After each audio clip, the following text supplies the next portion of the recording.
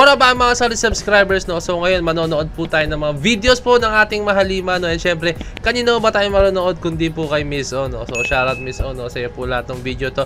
Credits po kay Miss O lahat to, no? Kaya kung meron kayong dapat i-subscribe, syempre subscribe din kayo sa akin. Pero syempre subscribe kayo kay Miss O, no?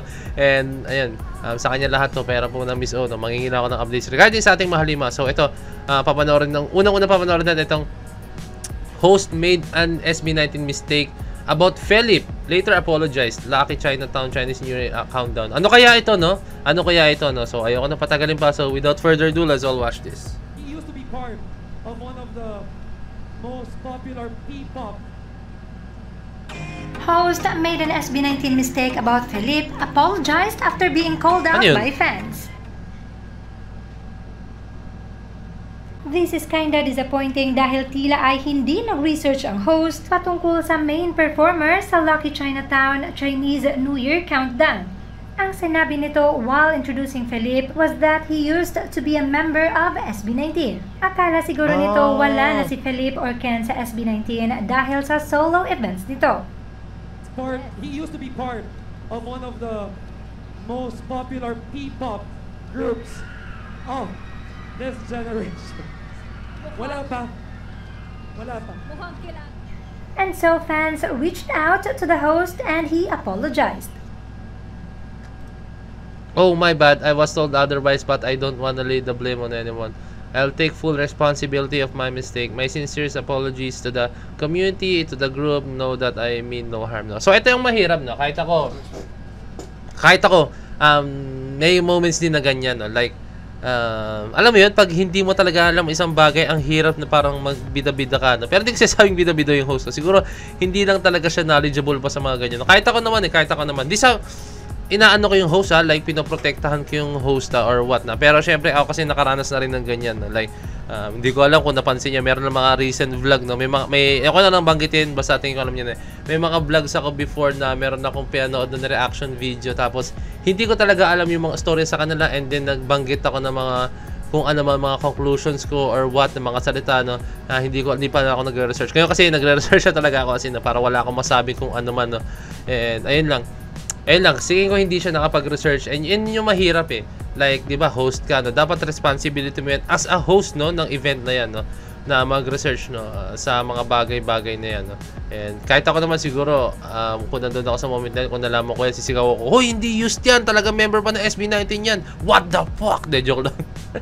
And then, no, basta ayun lang, yun lang yung medyo na kulangan sa part po ng host, no. And sana mag-research pa siya, no. And ilan naman, wala namang masama sa nangyari, no. Masabi ko lang doon is mag-research tayo sa mga bagay-bagay. And I hope na maging lesson to doon sa pinaka-host po talaga, no. So, ayun na, tuloy na to. Narito ang ilang reaction ng mga fans. He is currently and will always be the part of Viva Pioneers SB19. His name is Ken Philip. na. Like this should make sure their MC is well prepared stating the facts about it. Diba? Kasabi ko lang kanina, diba? Next is from Weng Love Ken Philip. Let's go! This person seems narcissistic that he always wanted himself to be included in the conversation, no?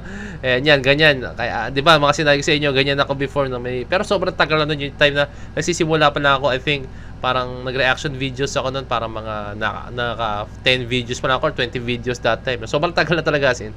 He lacked knowledge about Ken or Philip that he sounded like an idiot with his comments. Mabuti na lang mabait kami at ang bebo namin. Kaya nga siya sa'yo ng husto, you know. So, ayan. Siyempre, professional naman yung si Philip. Alam yung mga bagay-bagay. No, let's go.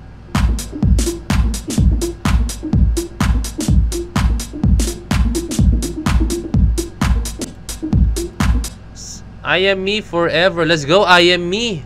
Baka dancer to, ha. Let's go, I am me, no. ABDC, let's go. Sarcastic na siya, mamaya babawi, babait. Pero parang laging may patama sa dulo. Yung Feng Shui Master na parang sinasabihan din siya, naramdaman nata nun yung ginagawa niya, nagtitiis ng iba sa kumari kay Ken. MJ, used to be, member pa rin po siya ng SB19. Sir, na-orient ka ba na po siguro ng director, no? Dahil ba sa pagod to?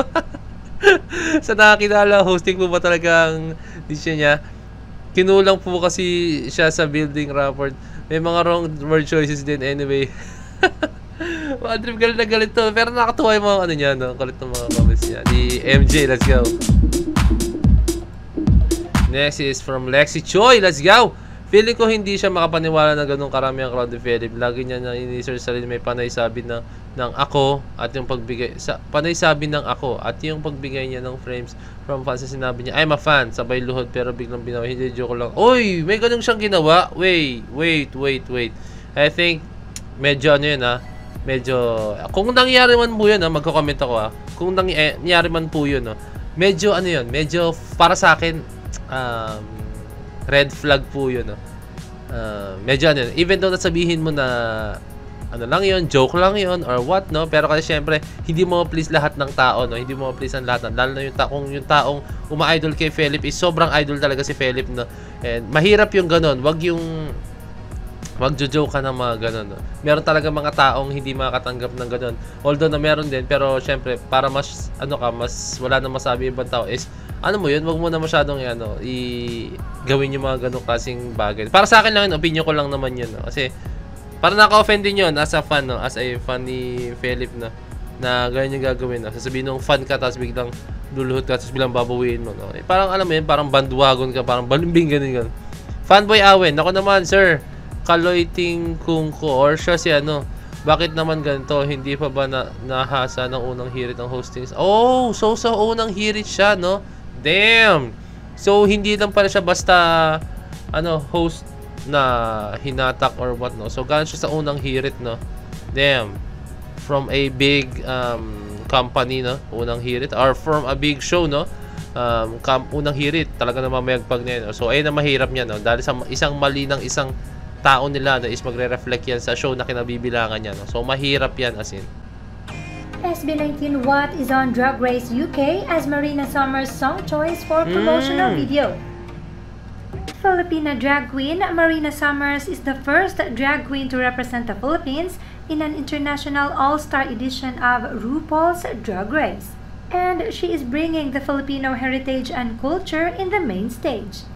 Sinimulan niya ito sa kanyang promotional video na napakalakas ang pagiging makabayan, lalo na't ginamit pa niya ang What na kanta ng SB19. SB19's What is so spot on and the best song choice as it sends a message to the world that a Filipino is here to slay. Here are a few clips from Marina Summers' promotional video for Drag Race UK.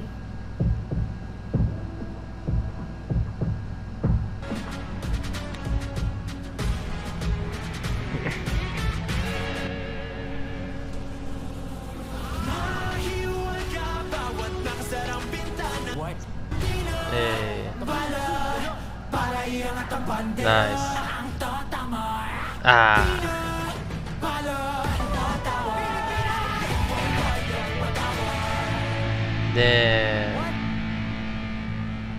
Napakagaling guys, napakagaling niya as in. So, para sa akin isang magandang isang magandang mensahe po sa mga tao na syempre ang ating mahalima SB19 is hindi yan basta-basta ang grupo na parang ni-represent lang ang Philippines. Sila po ay talagang grabe na mamayagpag po sa ibang bansa and napaka-fitting nung kanta po talaga since ang SB19 is very well known na sa ibang bansa as a Pinoy artist pop artist and or pop group and talagang hindi ko sinasabi parang ang pangit ng term na ginamit or I think hiniram niya yung kanta ng SB19 na What and ayun ginamit niya and hiniram niya yung kantang yon syempre parang parang